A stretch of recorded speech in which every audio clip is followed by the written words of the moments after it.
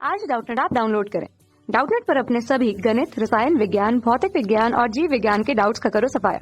बस प्रश्न की फोटो खींचो, एक ही प्रश्न को क्रॉप करो और तुरंत वीडियो सोल्यूशन पाओ। अभी डाउनलोड करें। प्रश्न में दिया हुआ है कि दो कण ए और बी एक सरल रेखा में विराम अवस्था से चलना प्रारंभ करते हैं। दोनों कण बराबर समय तक गति करते हैं। ए आधे समय त्वरण ए से और बाद के आधे समय 2a त्वरण से चलता है, ठीक है। और बी क्या है? बी शुरुआत के आधे समय 2a त्वरण से और बाद के आधे समय a त्वरण से चलता है।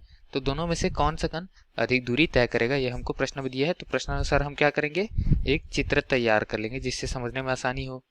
तो दोस्तों दोनों स्थितियां हमने तैयार कर ली है। कण ए जो है और कण बी जो है वो उन दोनों के लिए जो पथ है वो कुछ इस तरीके से है।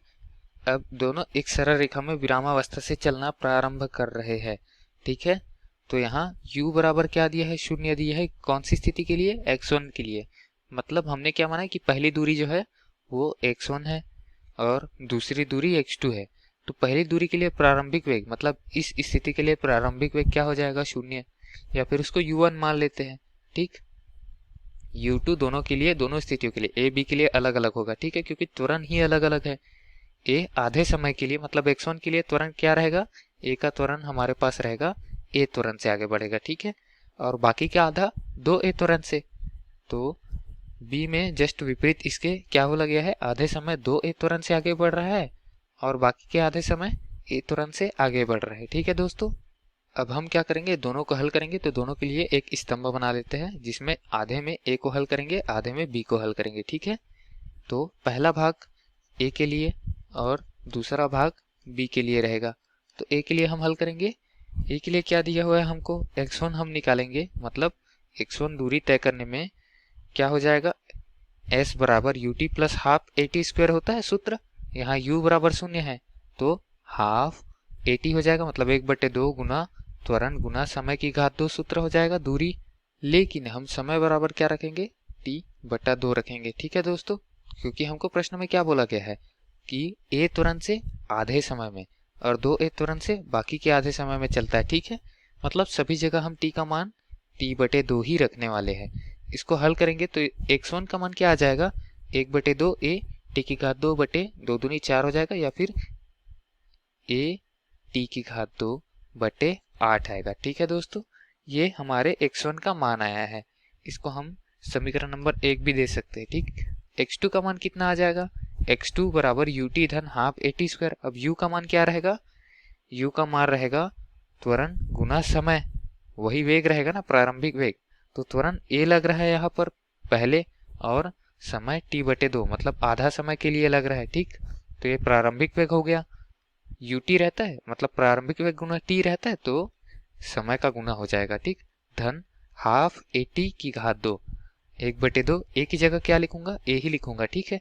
t की घात 2, t की जगह क्या लिखूंगा, यहाँ पर t की जगह रखूंगा t/2 की घात 2। लेकिन हमको क्या बोला गया है प्रश्न में कि बाकी के आधे समय का त्वरण 2a रहता है, तो त्वरण की जगह मैं 2a रखूंगा, ठीक है।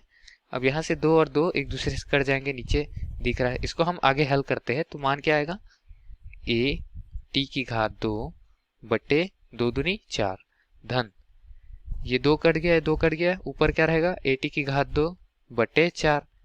इन दोनों का योग हो जाएगा तो ये क्या आ जाएगा, at की घात 2/8, ठीक है दोस्तों। तो ये क्या आया, हमारा मान आया x2 के लिए। a2 की घात 2/8 नहीं आएगा, ये 2 आएगा, क्योंकि 1/4 धन 1/4 1/2 होता है, ठीक है दोस्तों। ये हो जाएगा हमारा समीकरण नंबर 2। तो कुल दूरी a के लिए, कुल दूरी को हम x से अगर डिनोट करें, x से दर्शाए तो x बराबर x1 धन x2 हो जाएगा, या फिर समीकरण 1 धन समीकरण 2। मान क्या आएगा, at की घात 2/8 धन at की घात 2/2। हल करने पर x क्या आ जाएगा, x a बोल देंगे उसका, a के लिए x 5 at की घात 2/बटे में आएगा 8, ठीक। ये आ गया हमारा x a का मान। अब x b का मान देखते हैं कि कौन ज्यादा आ रहा है, ठीक है। यहाँ पर किसके लिए हल करेंगे, b के लिए। चित्र में क्या देख रहे हैं हम, बी के लिए x1 निकालेंगे तो x1 के लिए u बराबर 0, तो b के लिए भी हो जाएगा u1।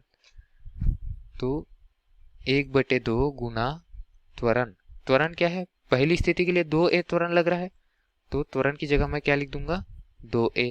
समय आधा समय है, तो आधे समय के लिए इसको मैं क्या लिख सकता हूँ t/2 की घात 2, जिसको आगे हल करने से इसका मान क्या आ जाएगा, ये तो 2 और 2 कट जाएंगे, a बचेगा तो at की घात 2/4 आ जाएगा।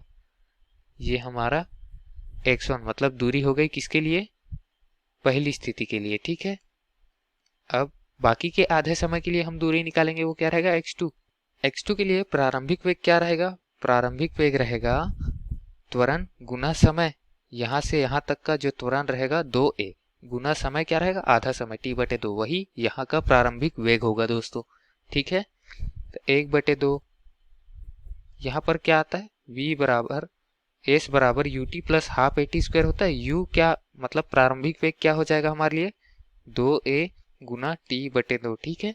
u और ut मतलब प्रारंभिक वेग गुना समय रहता तो t/2 ut धन हाफ a t की घात 2, तो हाफ हो जाएगा 1/2 गुना a, त्वरण क्या लगेगा यहाँ से a लगना चालू हो जाएगा, तो a त्वरण मैंने लगा दिया। अब उसके पश्चात t मतलब समय क्या हो जाएगा t/2 आधा समय, तो समय की घात 2 होता है, तो t/2 जो आधी समय है उसकी घात 2 लगा देंगे यहाँ पर।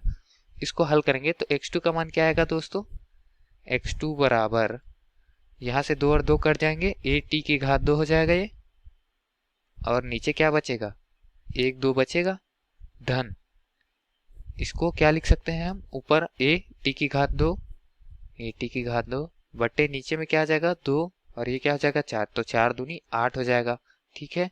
इसको हम हल करेंगे तो हल करने से इसका मान क्या आएगा 5 at की घात 2 बटे 8, ठीक है। तो इसका मान मैंने निकाल लिया x2 का मान। अब b के लिए x क्या हो जाएगा, b के लिए जो x होगा वो क्या हो जाएगा x1 धन x2 b के लिए, ठीक है। या फिर इसको मैं दे देता हूँ समीकरण नंबर 4 और इसको दे देता हूँ समीकरण नंबर 3, क्योंकि 1 और 2 हमने पहले दिया हुआ है, ठीक है दोस्तों। 3 और 4 देंगे, मैंने उसको भी 1 ही दे दिया था। दोनों का योग करेंगे तो ये क्या आ जाएगा, ऊपर मैंने क्या लाया था x1 का मान at की घात 2/4, तो at की घात 2/4 धन x2 का मान क्या आया है, x2 का मान आया 5 at की घात 2/8। ये किसके लिए था, x का मान b के लिए, ठीक xb। अब हम यहाँ पर क्या देख रहे हैं, जो xb का मान है उसमें xa का मान सिर्फ इतना है, ठीक है।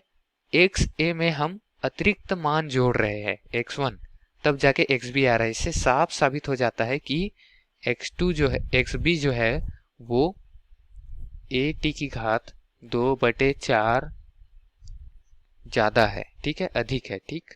तो उसको मैं लिख देता हूँ xb कितना अधिक है, इतना अधिक है किससे, xa से, ठीक है, xa से। अब इससे क्या साबित होता है कि b वाला जो कण है वो अधिक दूरी तय करेगा।